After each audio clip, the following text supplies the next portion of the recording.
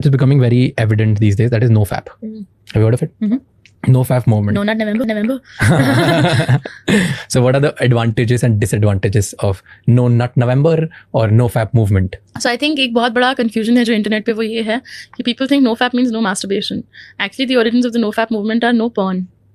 The founders of the NoFap movement, if you look at their website also, उसके basic bio में लिखा हुआ है कि we are against the consumption of porn, क्योंकि बहुत सारे लोग का कंपल्सिव पॉर्न कंजम्पशन होने लगता है क्योंकि वो हैबिचुअल, वो मिस इंटरप्रेट हो गया है ओवर द इयर्स और कुछ और ही बन गया है वो. हाँ, मिस इंटरप्रेट हो गया, ये बन गया कि don't masturbate and don't have sex also, right? Look at the Wikipedia page of NoFap. No, NoFap is don't have sex and don't ejaculate basically. NoFap का real मतलब है कि porn मत देखो. हाँ, obviously now it's become a movement जिसमें काफी लोग को फायदा होता है masturbate ना करने से. अगर ऐसा हो रहा है great, go for it.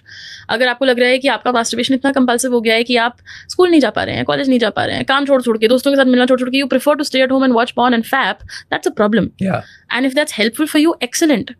And unfortunately बहुत लोगों के पास थेरेपी और ये मेंटल हेल्थ रिसोर्सेज एक्सेसिबल नहीं होते हैं जहाँ पे चीज़ें जाके डिस्कस कर सके.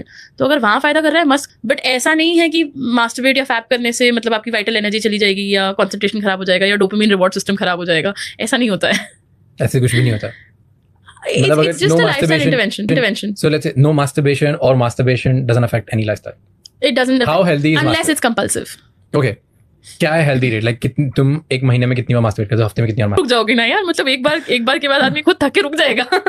हर किसी का नॉर्मल अलग अलग होता है, पहली चीज. एंड दूसरी बात कि कोई सेट नंबर नहीं होता है. समटाइम्स आपका डिजायर बहुत ज्यादा होता है, मन कर रहा होता है, when you are horny and you are young, जब टीनेज ईयर्स में when the hormones come in, तो बहुत मन करता है तब करने का. ओवर द ईयर्स कम हो जाता है डिजायर.